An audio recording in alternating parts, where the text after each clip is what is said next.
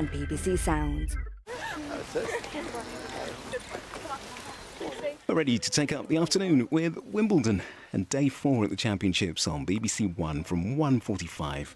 The latest from Westminster now, Politics Live with Andrew Neil. It's Thursday, the 4th of July, Independence Day for our colonial cousins. It's also 11:45. We're live in Westminster.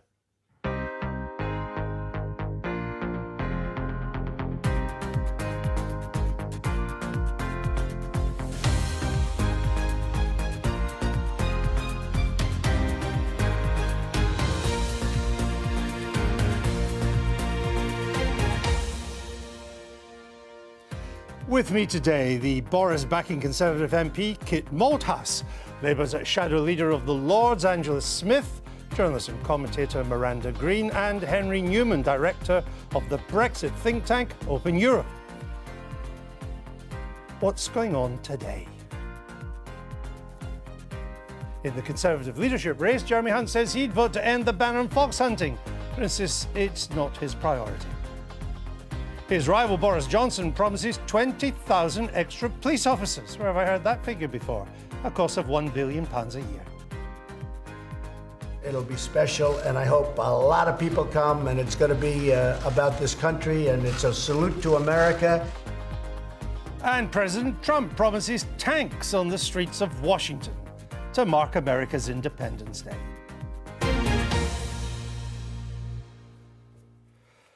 So a lot happening this July the 4th. The candidates have been out and about, writing in the press. Let's see what they had to say in the Tory leadership race.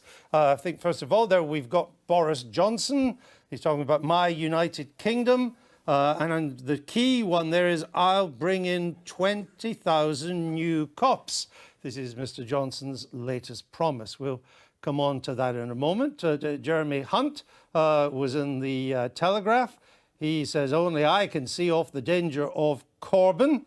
But then he said he pledges a vote on fox hunting to end the ban on fox hunting, though he seemed to be a little less keen on that this morning when he appeared on the Radio 4 Today show. Has Jeremy Hunt mishandled this fox hunting business? Yes, indeed, he has. It seems almost as if, talking to the readers of the Telegraph, he thought he could address that audience without anybody else noticing. And sadly, that has backfired on him, and he's had to backtrack this morning. I think it's quite bad news because, actually, if you look back to the 2017 general election, there was a lot of controversy about the Conservative manifesto not containing the pledge to ban ivory.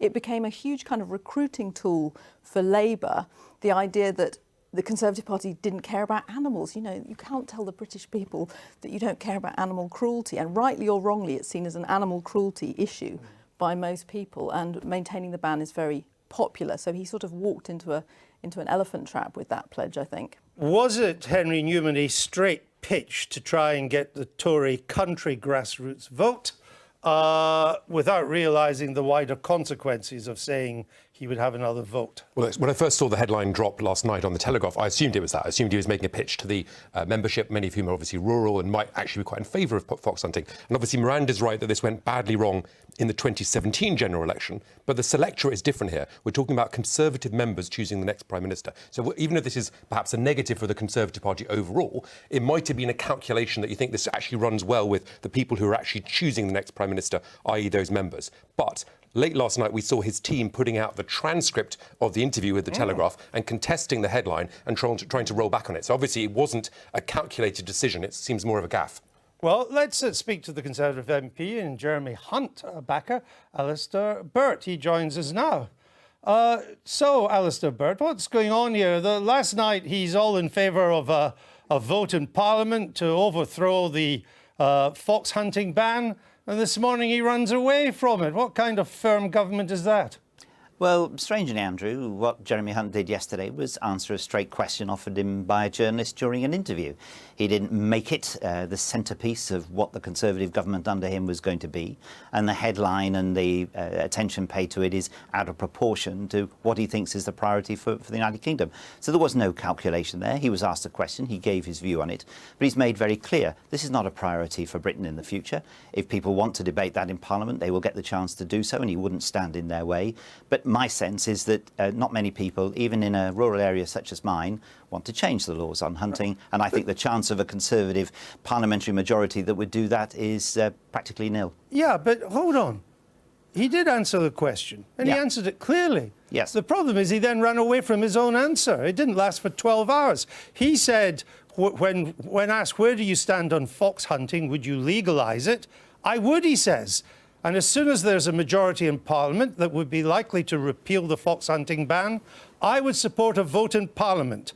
And how would you vote? I would vote to repeal, he says. Then when asked this morning about this, after, of course, the social media storm hits him and it becomes very unpopular, he runs away. He says to the Today programme, well, actually, I don't think there'll ever be a majority in Parliament for this, so it's not going to happen. What happened?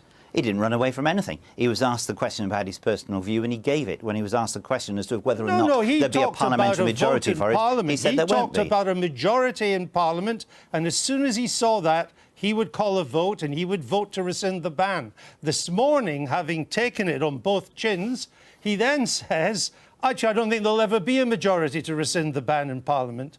What happened? That's correct. There's no distinction between the two comments at all. Really?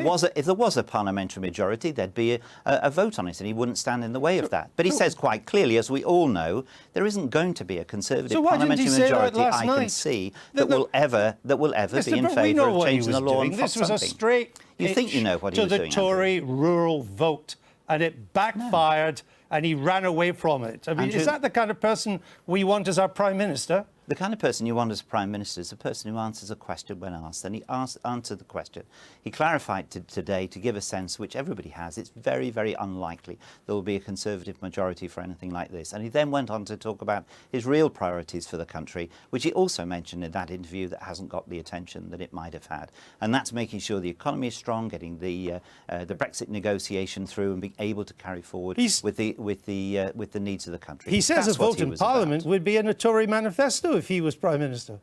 But we had that in the manifesto before. Yeah, but again, much good did it do you? It depends on a majority that would want Why to see that. would you put something in the manifesto when you say you don't think there'll ever be a majority for a vote on Parliament? Why would you do that? I mean, you're just playing with us.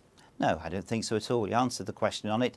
It's been in the manifesto before. My sense, I think the sense of many people, as indeed Jeremy, however individuals want to vote on a free vote, this is not likely to happen. And it's not a priority for the country. Stick with us, Alistair Burt, but I just want to bring Andrew. Kit Malthouse in here. What's Boris Johnson's approach to fox hunting? I haven't spoken to him about it, Andrew, to be honest with you. This story came as a bit of a surprise to me this morning. I thought I was going to be talking about hunting criminals, not foxes today. We'll come to that. No, I understand, but so I haven't spoken to him. So we don't know.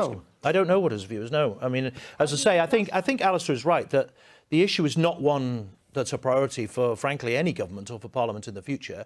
And particularly, I think at a time when we're looking to a country that needs to be united, this is not one of those subjects that is going to cause unity across the country. So it's best left where it is for the moment. I think Alistair made a really good fist of that, because Alistair himself he's got form. He didn't support hunting at all. But I think it sums up exactly what's wrong with a leadership race for Prime Minister when the selectorate is 0.3% of the population. But we are electing a Prime Minister. Let's be honest, it's not a Conservative Party leader. It's exactly the same thing happened with Labour in 2007. Yeah, but we're national crisis, and what we're seeing today. I'm not saying it was right or wrong. What I'm saying is what we're seeing now is 0.3% of the population choosing a Prime Minister at a time of crisis. They're not choosing the Prime Minister. Parliament will choose the Prime Well, Minister. that's to come. They're choosing a leader of the Conservative Party, and if that leader of the Conservative Party cannot command a majority in the Commons, he will not be Prime Minister. Well, I find that's what they're doing. I find it quite encouraging, but we all know the reason for the vote is for the Prime Minister has gone, we elected a new leader of the Conservative Party, but they have to appeal to the Conservative Party I mean, members, we were talking not about the fox population. hunting. I don't really want to have to explain how the parliamentary democracy works. I think most people know that. Let me go back to Alistair Burt. There's been a serious situation developing in Hong Kong. and Mr. Hunt has had something to say about that. But in the process, did he make it clear that much as he has sympathised with what the protesters are doing, that he doesn't support the violence and the attack on the Parliament that's taken place this week? Because it seems that he hasn't, and that's given the Chinese an opportunity to get in and attack Britain. I don't think there's any question of condoning or supporting any violence that was associated with the protests. What Jeremy Hunt has done is recognise that the feeling that had led to the process in the first place stems from a change, a perceived change in the relationship between the Chinese government and Hong Kong and the people of Hong Kong, which moves away from the principles that were enshrined in the agreement. And what he's done is stand up firstly for that democracy and sought to explain to the Chinese that the special qualities of Hong Kong are as valuable to China as they are to the people of Hong Kong and the rest of the world. And I think in standing up for that and putting a case to China about how special Hong Kong is, that's the best way to move forward in what is obviously a very difficult situation. But to relate it to the violence as the Chinese have sought to do, rather is designed to deflect from what is the real cause of the concern of the people of Hong Kong, which Jeremy Hunt very boldly and very clearly has been able to support. Mr. Byrne, I think you spent just over a year in the Foreign Office when Boris Johnson was Foreign Secretary. I did. What did you learn about Mr. Johnson's leadership abilities there? Boris and I always got on very well in relation to my areas of the Middle East, and I have no issue with him in relation to that. We worked very well together. I wasn't involved in some of the other things that he was doing. Was he a good Foreign Secretary? I prefer Jeremy's approach to foreign policy issues rather than decry another colleague. I think Jeremy's approach, his diligence, his work on the briefs, his understanding of the United Kingdom position, the way in which he's taken things forward. So I have a preference between the two I served under, and I prefer Jeremy. I understand you prefer Mr. Hunt. You're backing him for the Conservative leadership. But I must say, you don't sound exactly enthusiastic about Boris Johnson's period in the Foreign Office. Well, as you rightly say, I'm supporting Jeremy Hunt, so I've obviously had to make a choice between the two. It's for others to make the case for Boris Johnson as Foreign Secretary in his previous roles. My belief is that from all the experience I've seen of both my colleagues working in senior positions, I think Jeremy Hunt is best fitted through his work to go on to be Prime Minister. Okay. And you must make your judgment as to why a minister who's worked with both might think that. All right. We've got that, Mr. Byrne. Thank you very much for joining us this morning in Westminster. And I'll be interviewing both Jeremy Hunt and Boris Johnson in a special programme. It's going to be next Friday, a week tomorrow, at 7 p.m. for an hour on BBC One. I'm sure you won't want to miss that. So let's move on now to Boris Johnson, because, as I said earlier, he's also been out making pledges. This time, yet another spending pledge to add to the many tax and spend pledges he's made. He's promising 20,000 new police officers. It's reckoned that costs about £1 billion when they're all up and running. How's he going to pay for that? So it will broadly come out of what's called the fiscal headroom, which stands at about £26 billion. But in the end, Andrew, as you know, it's all borrowed money. We think it's an investment that's worth making, not least because we have seen an uptick in crime over the last few years that needs to be addressed. But also, frankly, from an economic point of view, confidence about crime, the fact that, historically we have a history together in London, he and I, that low crime lent to a better investment atmosphere. People were more likely to come and build businesses in this country. We think it's a good investment that's worth making. This fiscal headroom that you refer to, it's a kind of complicated phrase. What it means, it's a kind of allowance the Chancellor has made in the national accounts that would allow the government to borrow some more without breaking its fiscal rules. That's right. So it would still be done and borrowed. But that money is in case of a no-deal Brexit. It's not for more police or for tax cuts. It's in case of a no-deal Brexit. Well, you can't spend that. Well, some of it may be for a no-deal Brexit. No, it's all. You're quite right, Andrew, that what we're talking about is the difference between a forecast and the Chancellor's fiscal rules. But fundamentally, it's all borrowed money. No, but the issue, of course, it's borrowed, but that's not the issue. Is that this is laid aside for no-deal Brexit. And Mr. Johnson has made it clear, if he can't get a deal, we leave without a deal on October the 31st. So he cannot spend that money until we know if we're leaving with a deal or not. Well, he can. on an assumption. But then he's that eating into the no Brexit. Well, he's made an assumption, as you know, as part of the Brexit negotiations, that we will leave with a deal. Well, but he's also said he's prepared to leave without a deal if need be, do or die, October the 1st. Now, he has, in a sense, a kitty. He has a fighting fund there that the Chancellor's laid aside that gives him some room to manoeuvre to do all the spending that will be required. You're already eating into that for no-deal purposes. For some of it, yes. Well, but a lot of it. This isn't the first time you've mentioned fiscal headroom. The fact is, you go on like this and we leave with no deal, there'll be no 27 billion there. Well, it depends, right? No, I mean, nobody yet can forecast what the impact of no deal may be. You are quite right. The Chancellor said it's 90 billion. You are quite right that we need to stay agile in the face of no deal, and that might mean that there needs to be some kind of budget in the autumn if we're facing no deal. Now, the fiscal rule that's been put in place by Philip Hammond is arbitrary. As you know, it runs out in 2021 anyway. Will need to be reset. Right. The forecast of our debt to GDP is pretty favourable. It falls by about 10% over the next few years anyway, to well below World Bank sustainable levels at 77%. I think we're down at 73% by 2025. So there is definitely room for us to manoeuvre. Now, you will Yeah, have but that's seen, 2025. I'm talking about... Now, let me bring in but Andrew, you will have Henry seen, Newman that growth figures are looking slightly sluggish. So the case for a modest fiscal expansion is there anyway, whether you believe there's headroom or not. The point I'm trying to make, Henry Newman, is that this money is there for a particular purpose. And this particular purpose may well happen under Mr. Johnson. So how can he spend it on new police? The issue here is that the single biggest thing facing a Johnson premiership, and indeed a Hunt premiership, is delivering Brexit. And we're going to know pretty soon whether Boris manages to do his do or die by the 31st. It's only going to be 2 months after he takes office. So that's going to come up very, very fast. I think, let's be honest, if there was a no-deal Brexit, you would change the fiscal rules. I just think that there's no... Well, you could borrow more money. As Kit was saying, actually, the economy's recovered pretty well. We got the deficit down from the Labour years under control. And if a Chancellor came in under Boris Johnson, they would be able to expand spending if they needed to for a no deal. My think tanks looked at the impact of no deal. Over the medium term, it's not anything like as catastrophic as many people You don't know. Well, we've looked at the medium term impact. We've got an economic model that looked at this. They're nearly all wrong, these models. Well, fine, but you can't... Andrew, you yourself cited one from the Chancellor. But the point is that what we can look at is the medium-term effects. The disruption we can't know. I think it's clear that a no deal will be very damaging for both the EU and the UK, and the EU will want to avoid that. What do the EU want to do? Hopefully they'll find a way through. No, but that's single not the issue, Miranda Green, is whether the Chancellor lays aside or gives borrowing room for one purpose. The candidates, not just Mr. Johnson, Mr. Hunt's doing it as well, are already spending it for another purpose, and they don't even know if we're leaving a deal or no deal. That's right. It's raiding the wrong piggy bank. I think, actually, when we look at the Tory leadership campaign, one of the things that's been most interesting is how keen both candidates have been to throw out spending pledges left, right and centre, and also to promise tax cuts. And, you know, there is a political problem here, however way you want to cut it, with the fiscal headroom for the Conservative Party, you know, because they know they've got to give ground on public spending.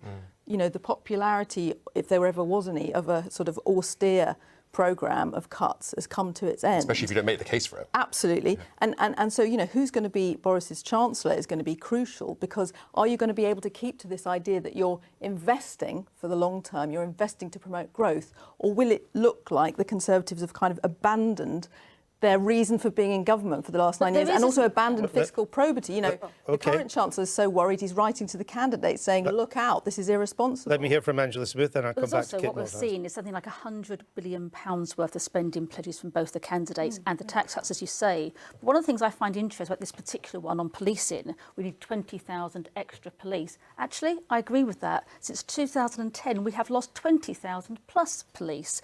So it seems strange to me that Boris Johnson is now promising these extra police, having voted to reduce the number of police. Labour endorsed police cuts in 2010. Yes, we did, but never to the scale of this. We said we'd worked with the police on that. No, it's not. I was working on the shadow briefing then. Yeah, I was working on it as well. If that Ed Balls said, as Shadow Home Secretary, there was lots of cuts. No, it was completely and totally different. We said a significant fewer number of police would be cut. We put it in context working with the police of what they thought was achievable.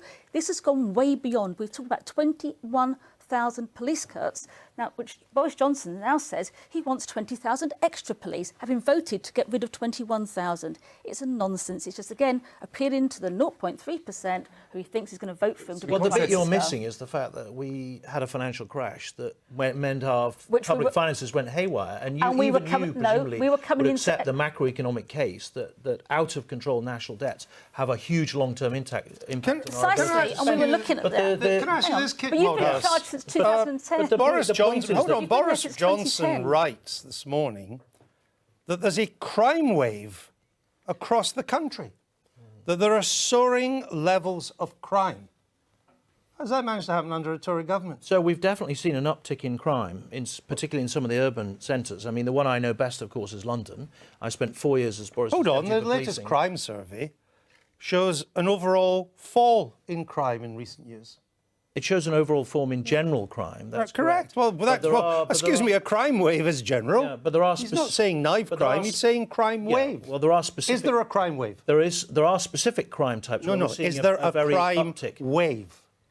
My perception is, and certainly the perception of most people, is there is a problem with crime in this country at the moment. Yes. particularly And that's what we're online seeking crime to as well, address. surely. Problem with crime is different from a crime wave and soaring levels of crime. But we'll leave it there and let's move on to the joys of the Labour Party. You're now fourth in the latest opinion poll, 18%, lowest ever in a YouGov poll. Liberal Democrats don't have a leader. Tories don't really have a leader. And you're 18%. What's happening? Well, I think all political parties, we hate opinion polls when we're doing badly. We love them when we're going well. Well, these are going badly, let me tell you. Yeah, they're going badly. So and, why? Well, I think there's a whole host of reasons. I think the basic thing, if you look at all parties are going down, and what we're seeing... Tories have just gone up in basically- this poll. Well, yeah, but if you look at what's happened over the last 2 or 3 years, everyone's sort of suffering here. I think the Liberal Democrats have benefited the most on Brexit.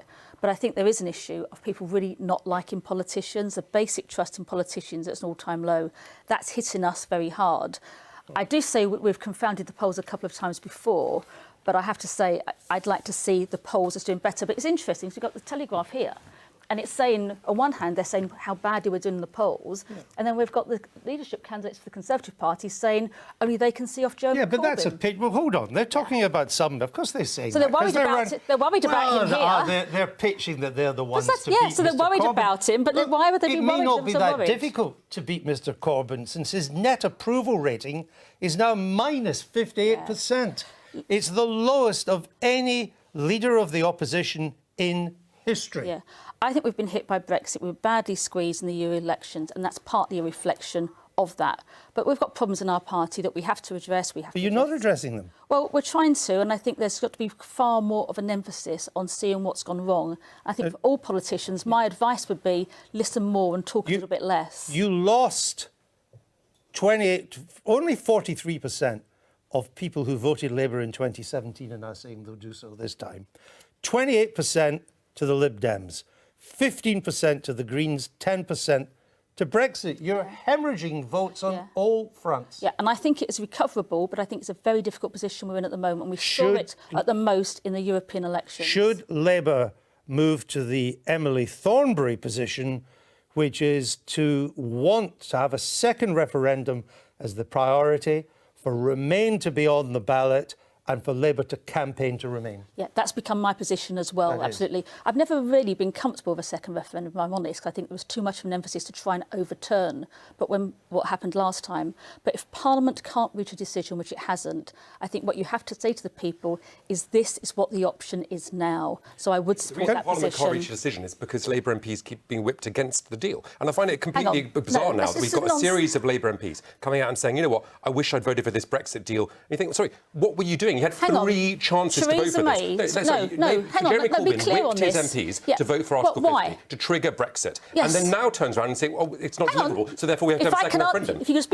I can explain all of this very easy. You vote to trigger Article 50. You respect the result of the referendum. You see if Parliament can find a deal that's workable. But this idea, the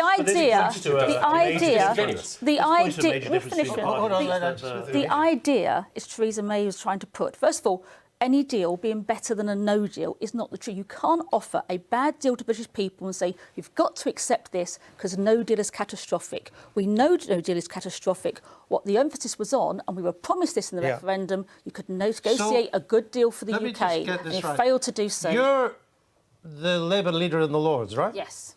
And you're in favour of a referendum and Remain. John McDonnell, I think, is the Shadow Chancellor. He's in favour of that position too. Emily Thornberry is the Shadow Foreign Secretary. She's in favour of that position too. What's stopping you? Well, wait and see where this leads. But I think the important... No, what's stopping you? Not where it leads. Who's stopping you? Well, there has to be a collective decision in the Shadow Well, who's Cabinet stopping to the do collective that. decision? Well, I'm not discussing internal Shadow Cabinet decisions. Well, I know everyone else does. No, I don't do that. Well, you should be doing. Well, you know who's stopping you. Yeah, I'm not discussing internal It's Jeremy discussions with Corbyn. you. I'm not saying Correct. that at all. I'm not saying that Well, at all. if it's not Jeremy But I think Corbyn, the who is it? No, I'm not discussing our internal meetings. You don't discuss BBC meetings with me. I don't go to BBC meetings, so how can I discuss them? You should. Can you ask, if you're not going to do that, answer this. John McDonnell said yesterday he wants the civil service to start preparing for a Labour government. Why would you do that when you're 18% in the polls? Well, we all seen polls have changed quite dramatically. In the 2017 election, we were 25 points behind. And who did Theresa May lose seats to? You were never The Labour 18%. Party. No, we were 25 points behind the Conservative Party. I mean, why not prepare for a Brexit government since they're about 5 points ahead of you in the polls? Well, come on, you don't expect the Brexit Party to be getting votes in a general election. A general election is about more than Brexit. But can I just say something? What really point to an issue, Andrew, which is that the difference is that the vast bulk of the Conservative Party has accepted the referendum, and it's just arguing about how. Whereas there's a large part of the Labour Party, I know it's difficult. There's a large part of the Labour which is completely unreconciled to the idea that we're leaving and wants to remain, as Angela said. Is trying to engineer that, and that's the basic fissure. You're totally because wrong. we know Corbyn's a leaver and wants to... I want to move on because... Well, no, I think that's a point. No, I'm going to move on because it's Independence Day. You can't go without marking that. We have tried. Let's see some pictures in Washington. Independence Day, there's going to be a big parade there. There it is. You see, this is unusual. Independence Day is not a military event. It commemorates the Declaration of Independence. It started what the Americans call the American War of Independence, more accurately, really, the British Civil War of North America, since it was Brits on both sides of this. But he's brought in the tanks. They're actually on flatbed trucks because the streets of Washington can't take the tanks. But there we go. It's been very controversial, and Mr. Trump will be speaking. These tanks, by the way, you've seen, are Sherman tanks. They've not been used for 60 years. They are now. They weren't used in the War of Independence. And they were no. You've done your history, haven't you? You may not talk about the Shadow Cabinet, but you've done your American history. Is it a show of patriotism, or is it very Trumpian? Well, he's been spending a lot of time with the North Koreans lately, hasn't he? I mean, it's got a sort of nationalistic overtones, bringing the military onto the streets. It's quite reminiscent, actually, of Soviet Russia. You know, look at our military might. Except he's got the idea after going to Bastille Day. Yes, and that's true. with Mr. President Macron. Right, I lived in the States for a few years, and I think one of the things that is really impressive is that whole kind of sense of patriotism, the sense of kind of duty to country. Sure. That's not necessarily my taste about how you'd celebrate a national day, but I can also respect that. But it's never been military. It was about a Declaration of Independence. Which was military. It's not. No. So The Declaration of it led to a very, very crucial war. Was an important event about the future of mankind. Sure. This is the Bastille pictures we saw there. It's not going to look as good as that, I can assure you. Not going to have French have plenty of practice of that. What about our own Independence Day, if you get your way? Well, I think it might be a day we could mark in Which some day modest would that British be? way, but we do quite a lot of military parading in this country already, trooping the colour, beating the retreat. You know, endless. Actually, one of the best things we ever did was, do you remember the pageant on the river? We had for the Queen's Jubilee.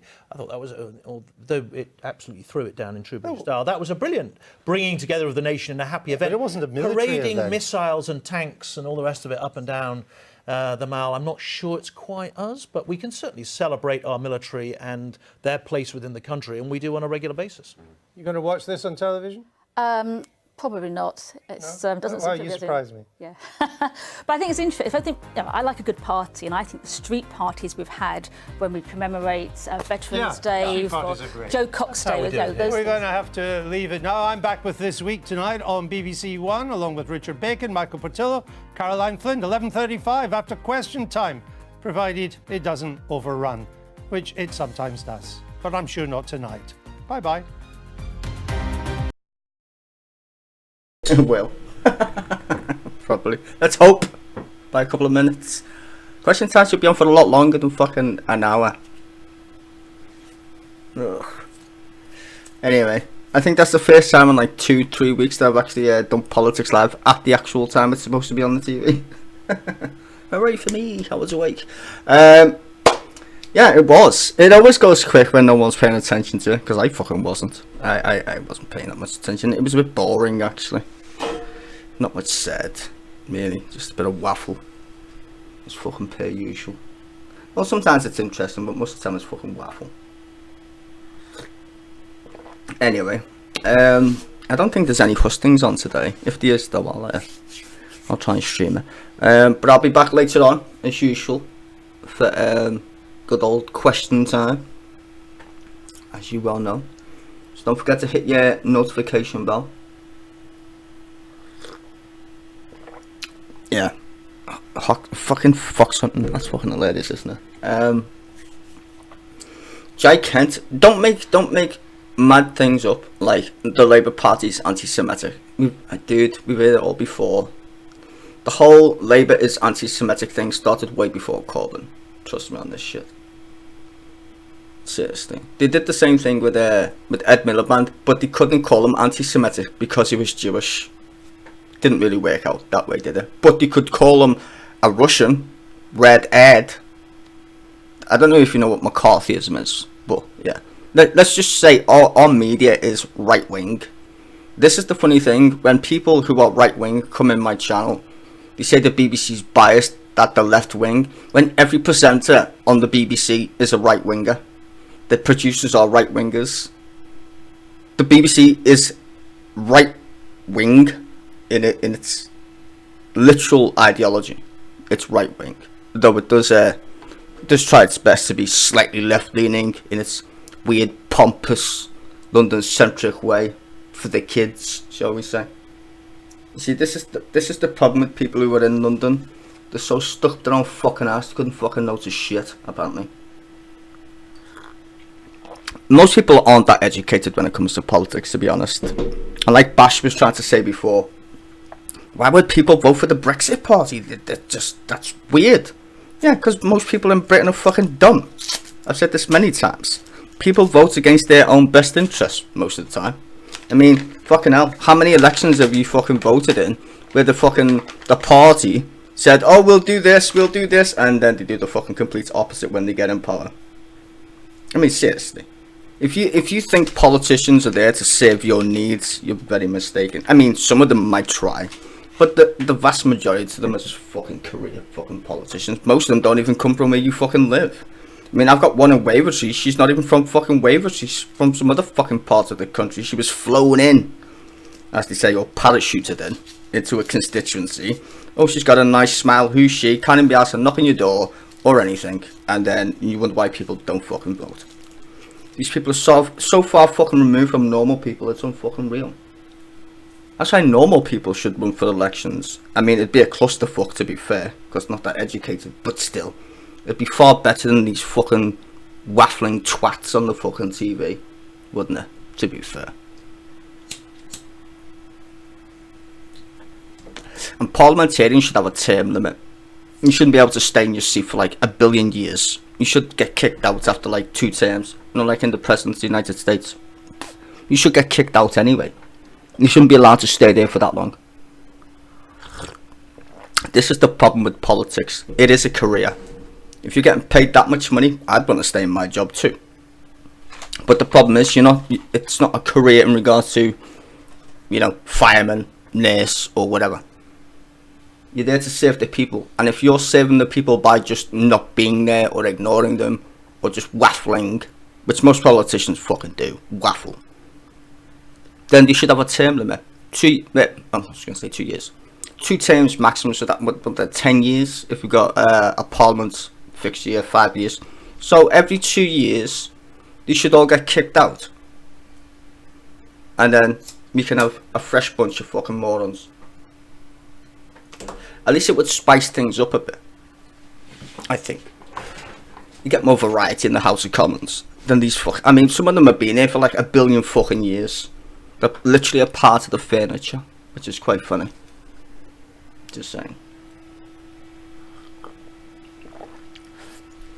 Well, I wasn't arguing with myself. You're the one who said that shit, not me. I just pointed out how fucking absurd it is to call the Labour Party anti-Semitic. But whatever. You brought it up, not me.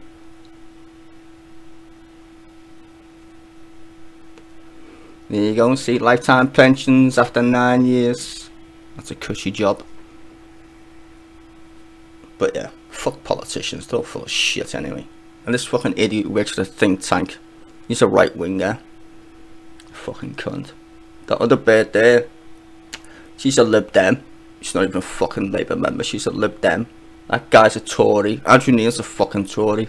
And the comedian over there, she's a Lib Dem. Which makes her a fucking Tory. Lib Dems vote Tory. Tories vote Lib Dem. They don't vote for Labour. Though maybe she voted Labour once. Probably. Tony Blair or some shit. But I bet you she voted Lib Dem and she's a Remainer. Some shite. I like Daniel Blake. It's a good movie. Recommended watch. But anyway, I have waffled. So I will leave you in peace and I will go back to playing Counter-Strike. And let you beautiful people get on with your sunny day. What's his bloody name? Whose name? The guy who made I, Daniel Blake. Oh, I can't remember. It's doing your brain and hold on. The power of the Googles. I was going to say Len McCluskey. I don't know why.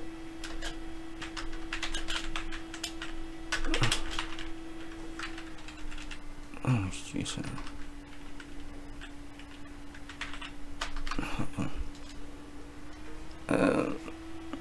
Ken Loach, there you go. That's what I was trying to think, but his name's Ken Loach. That's the guy who made it. Ken Loach. So Jai Kent was saying the whole anti-Semitic thing is all smoke and mirrors. You could have worded it better than that, pal. If you would have just said the whole anti-Semitic thing is smoke and mirrors, then I would have been like, yeah, it is. There you go, Ken Loach. Ooh. Well, the thing is, if the right-wing media keeps banging on about it, then they feel the need to answer the questions, right? And this is the point about how the media works. The media doesn't have to prove it, really. It just says, Labour's anti-Semitic, and then everyone goes, oh my god, Labour's anti-Semitic, and it's like, why? Twitter. Oh, what? Fucking Tories, Islamophobic. It's like, well, could be, but Labour could be anti-Semitic. Well, hold on a minute. Let's look at the facts. A party has people in it. People don't represent the party as much as one would think. The party has a manifesto. I don't think the Tories go around saying we're a bunch of Islamophobes. They might be, but they don't go around saying it. But the dog whistles are there, right? You could say the same for Labour. The dog whistles are there. Now, the people, the Twitterites and the other peoples, yeah, they literally say dumb shit on both sides. But you can't go, the party itself is, because that's wrong. And this is where the problem lies in politics today, because if you say some shit, oh my god, it reflects bad on the party. You could say that about fucking anything, to be quite frank. I'm just saying. So I think the problem is that the media love the attention whoring of social media. I think social media is old media's gift to keep it still alive, because they report on bullshit most of the time, and social media is the gift that keeps on giving, shall we say. Do you know what I mean? And to be fair, our media is totally right wing. It has been for fucking years. I mean, for fucking years. I mean, you know, something's going down when the paper that I can't name supports the Labour Party. But never used to. It was a Maggie Thatcher paper. But why did it support the Labour Party in the Times? Well, they like the access and they like the laws, so you lobby for it, right? You lobby for it. If you look at the headlines of the papers in the United Kingdom, they are vastly to the right compared to the left. And the whole idea of hard left came from the right in the newspapers. There's no such thing as hard left in Britain at all. This is one of the most weirdest things I've ever heard. And when people say lefties, it's like, oh, what? Are you American? See, that's an American style of speaking, to say lefty. Because in America, they don't understand what the left is because they haven't had it for a long time. The last time they had the left was, I don't know, before 1945. Well, even Britain had it at the same time. The whole confusion about left and right has been propagated by neoliberals. You can't be on the left and you can't be on the right. If you're on the right, you're alt-right. There you go. There's your alt-right side. And if you're on the left, now you're the hard left. So they want to make two people with genuine political and economic concerns extreme. And then the extremists go around fighting each other on Twitter. That's basically what happens. It's quite interesting to watch, to say the least. So you got the extremes on both sides when rational people like me, who are on the left, say, can we fund the NHS? No, because you're hard left. Then the people on the right say, oh, we'll go broke. Well, we give £1 trillion to the banks. Wasn't that like socialism?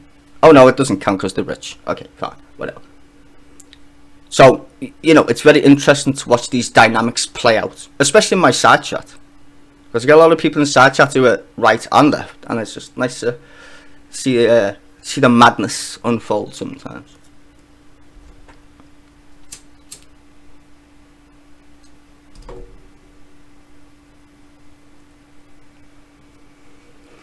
There is a fire, and why is there smoke? Twatterati. Yeah. No, you can look at the, like I said, the whole Ed Miliband thing. When Ed Miliband was leader, they called him Red Ed. They called him a Marxist. They called him all the same shit they called Jeremy Corbyn. All the same shit. But they couldn't call him anti-Semitic, could they? Because he's fucking Jewish. And considering how small the Jewish population is in Britain, it's quite ironic to say the least. I'm just saying. And this is even more funny. More Jews vote Tory than vote Labour. Because they're pretty rich. And that's not a slur, that's just a fact. So if you want to come at me with, I'm being anti-Semitic. No, I'm not. Just pointing out facts. Most Jewish voters are Tory voters. Just saying. Oh, and own some of our newspapers, by the way. In case you didn't know that. Zionists, etc. Like Rupert Murdoch. Now throw into the mix that a guy from the left wants to raise the taxes on the very rich. It does get a bit strange, to say the least, right? It does get pretty strange. You know, I'm just pointing out the obvious. Like I said, I'm not anti anything, to be fair. I'm not really asked about religion or any of that shit. But I do like to be objective, especially when it comes to politics. And our politics has been twisted for a very long time. And like I said, I blame the neoliberals because these fuckers in the centre, they've got no ideological position whatsoever. They just want to be elected and stay in power. That's why they love the centre ground. They keep telling you about the centre ground. Oh, we're all in the centre. There's no such thing as the centre ground. The centre ground is made by the government. Their policies, that's the centre ground at the given point in time. But what you can do, though, is coerce people into thinking it's the centre ground, like the Labour Party did. The Labour Party was basically Tory light. Tony Blair and Gordon Brown were basically Tory light. They were still for big business, still give tax cuts to the rich while shafting the poor, right? But then at the same time pretended to be for the working class. What happened to that government? People stopped voting for it. Why? Because they were exactly like the Tories. People forget this shit. I remember watching Politics Live, well, not Politics Live, Daily Politics, when they kept arguing on TV, you can't put a cigarette paper between Labour and fucking the Tories, because you couldn't, right? And that's how the SNP rose to power. The SNP rose in Scotland because Labour were acting like the Tories. Pointing out historical fact, SNP rose to power because they were more to the left than the Labour Party were. That's why they stopped voting for them in Scotland, because Scotland is more left-leaning than the Labour Party were, 1997, etc. Speed it up to modern day Britain now. You got a Labour Party who wanted to go back to being to the left and was told it's radical, when it isn't. It wasn't radical. The centre is radical. And even Tories know that that actual being a Tory has moved so far to the centre, then it doesn't represent what Tories used to vote for. That's why we're in the fucking shitstorm we're in, and this is to my answer to Bashiro before. People will vote for Brexit regardless because they don't give a fuck anymore. They don't trust politicians in general. All they want is to get the fuck out of the European Union. They don't give a fuck about what's going to happen to the police or any of that shit because it's all fucking gone fucked up anyway. Pardon my language, but you get the point. And like I said, 70 million people, it's a lot of people when you look at a general election. Because normally the turnout for the general election is pretty ass low. But in the EU elections, you've seen it was high because it was a statement, right? They're saying, we're going to vote for Brexit Party, so they won, right? But then the narrative that was spun is that, oh, well, more people voted to remain if you accumulate all the parties, which isn't true at all. Because the Conservative Party wasn't even added to that. All Labour voters who still voted to leave, who maybe just sat at home, kind of thing, like me. Now, would I vote for Brexit Party in the general election? I don't need to, because they would never win in my city. But in some cities they would. I mean, what was it, 600 votes in that other mad place? Forgot what it was, but you know, down south somewhere. I think they got like 600 votes short of winning an actual parliamentary seat. I'm telling you now, if the general election comes anytime soon and we haven't left the EU, shit's gonna get really interesting really quickly. Probably gonna get, well, we won't get an independence referendum because Parliament is agreed to that, or the Prime Minister of the day. So for all you lovely Scottish people hoping you're going to get independence anytime soon, I think not, because you can only get it if we give it to you. Westminster, Prime Minister, whatever. So you need to ask the Prime Minister. They'll say no because they're dealing with Brexit, or the shitstorm that comes if we don't leave. Give it a few years though, you'll probably get one. And hopefully this time you'll fuck off. Who knows? Now, there's no chance of Ireland leaving or rejoining Ireland. Northern Ireland, should say. That's not going to happen anytime soon. There's so many fucking backward fucking Irish people to vote for that shit. Stubborn fuckers that they are. But Scotland maybe have a chance in a few years. I wanted Scotland to be independent, just to see what happens next. It'd be quite funny. You thought leaving the EU was bad? Well, wait till Scotland leaves. Fucking hell, that'd be funny as fuck. No currency, arguments every day over what Scotland owns, what England owns, borders, passports, fucking hell. Considering most of your exports is to England, that should be fucking funny. We're going to have a free trade agreement with Scotland. Oh god. That is going to be balmy. Be careful what you wish for, Scotland. Be very careful what you wish for. In that regards. Nationalism is a pain in the ass, isn't it really, when you think about it? Wow, you guys still fucking arsing around about fucking anti-Semitism. Let me have a quick read here.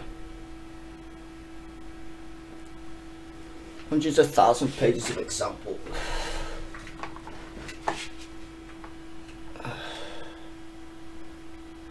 I'm being very constrained by my stance here.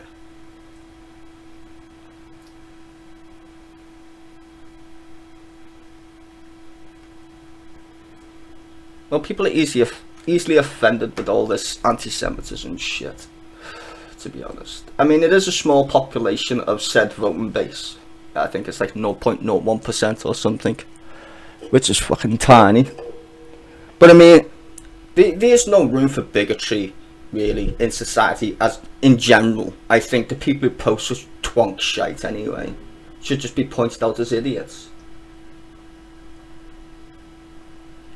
I think the problem is people who join political parties should be mindful of the representation, and I think this is the main point of why people are saying Labour's anti-Semitic, is that it does look bad. It's like if one of your friends is a complete tit and you take them out to a bar to meet another group of friends, you're responsible for that massive tit in that regard. So, you know, what are you supposed to do about it? I think the parties could do a better job of expelling morons quicker, to be fair.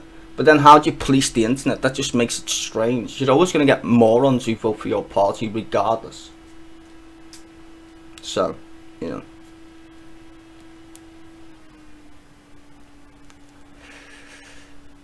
I saw the whole Twitter sphere shit in it. So that's why I love and hate the internet at the same time. The internet is like a fucking classroom full of fucking juvenile fucking delinquents, basically. And there's no teacher in the room. That's what it reminds me of, the internet. But at the same time, the freedom to fuck around on the internet is also glorious. When the teacher's not around, everyone can just chill. But there's certain kids who are just dumb fucking cunts. Hence why you need bullies. Bullies set the order of the classroom sometimes. Not all the time, but most of the time. So you learn your place.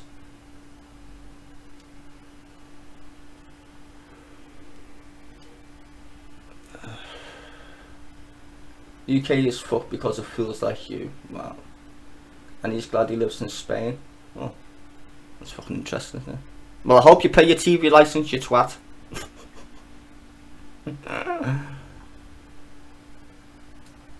Wow.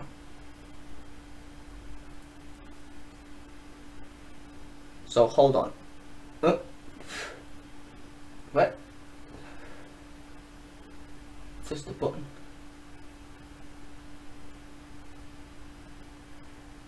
Nah, it's gone on to do with the oil, James. I think the problem is that the Labour Party became the Tory party. That was the fucking problem in Scotland. And the Scottish people were like, fuck that, we want something that we used to vote for, which is the left. And the SNP basically was Labour 2.0 with a slight, you know, nationalistic vibe to them. You know, people are very nationalistic, unless you're English and then you're racist apparently. It's okay for Scottish people to be nationalistic, and the Welsh, but English, nope, definitely racist, apparently. So, yeah, they basically went, fuck Labour, we'll vote for the SNP. And most people who voted for the SNP don't want independence, they just wanted a better governing of their nation in regards to policies. And they don't like the Tories at all. Because the Tories are the fuckers that tested their poll tax in Scotland before anywhere else in Britain. That's why they hate Thatcher up north. And the Tories. But now, a lot of people in Scotland are going to Labour. Because their Labour leader sounds a bit like Jezza. But the only problem is, in England, Jezza's made the most monumental mistake of backing a second referendum, or insinuating he is. That's gonna devastate him in the north, especially. Just wow. The Brexit Party is gonna win a few seats if we haven't left. Bye Labour seats and bye Tory seats as well. A lot of Labour supporters and a lot of Tory supporters who voted to leave will jump ship. I mean, there's no point in me jumping ship because my fucking city's always been Labour. So, there's no point in me voting for them. But in other constituencies where it's close, I should say not close, but the Leave vote's higher, then yeah, you got a real chance of getting a Brexiteer contingency. And you never know, they might do well in regards to if we have a hung parliament, because if it goes the way, maybe I think it might be, we might have a hung parliament. The Brexiteers might have to get in bed with the Tories, and the Lib Dems might have to get in bed with Labour. It's going to be quite mad, to say the least. I think it's going to be quite mad if it all goes tits up, which I'm guessing it will, because before we even get to October, the Tories are saying they're going to have an emergency budget after this, or some kind of mad budget after they get a new Prime Minister in.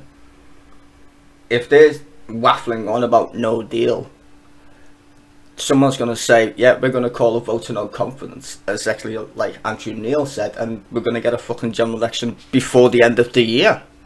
Don't know how, because see, this is the weirdest thing. We can't have a general election because we're still leaving on October the 31st. So they're going to have to either get an extension, which means bye-bye Tories, or they're going to not leave and still have a general election, which means they're still going to have to get an extension, or we crash out and have a general election anyway. It's the most weirdest scenario ever. My mind's boggled at this point. It's just boggled. Anyway, I think I've waffled for far too long about this stuff. I will be back later. Yeah, 10:30 for question time as usual. And then maybe I'll do a little show later on before that though, just to talk about this mad shit, because it's fucking interesting. We'll see anyway. But yeah, gotta go and play some Counter-Strike, shoot some Russians in the face, or Turks, depends on who joins the server. Anyway, I will see you all later. Have a good day, and don't forget your Factor 5, your sun cream, if you're out and about.